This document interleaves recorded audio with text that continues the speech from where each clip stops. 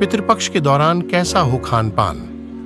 पूर्वजों की नाराजगी से बचने के लिए इन बातों का रखें खास ध्यान। हिंदू धर्म में श्राद्ध पक्ष का विशेष महत्व है।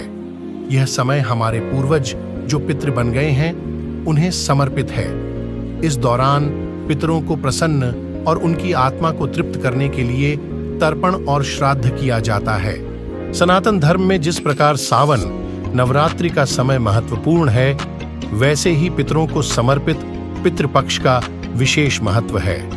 यह समय 15 दिनों तक चलता है और इन 15 दिनों में पितृदेवताओं को याद कर उनकी स्मृति में पिंडदान, श्राद्ध और तर्पण आदि कार्य किए जाते हैं।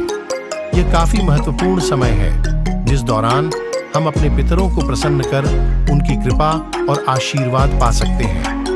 बहुत से लोगों के पितृ उनसे नाराज रहते हैं, जिसके कारण उन्हें पितृदोष का सामना करना पड़ता है। ऐसे में उनके लिए भी यह काफी सही समय है जब वे अपने रूठे हुए पितरों को मना सकते हैं। इस समय पितरों को प्रसन्न करने के अलावा घर में बनने वाले भोजन के बारे में ध्यान देना चाहिए। तो चलिए जानें कि श्राद्ध पक्ष के दौरान खान पान कैसा होना चाहिए।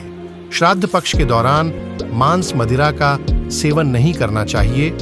यह 15 दिन का वक्त पूरी तरह से पितृदेवताओं को समर्पित होता है और वे इन 15 दिनों में आपके दहलीज में आकर बैठते हैं। ऐसे में घर की रसोई में यदि मांस, मछली, अंडा जैसे नॉन-वेज भोजन और शराब का सेवन किया जाता है तो इससे पितृदेव नाराज होते हैं। इसके अलावा प्याज और लहसुन को तामसिक भोजन की श्रेणी में रखा गया है, इसलिए पितृपक्ष के दौरान ऐसे तामसिक और मांसाहारी भोजन के सेवन से बचना चाहिए।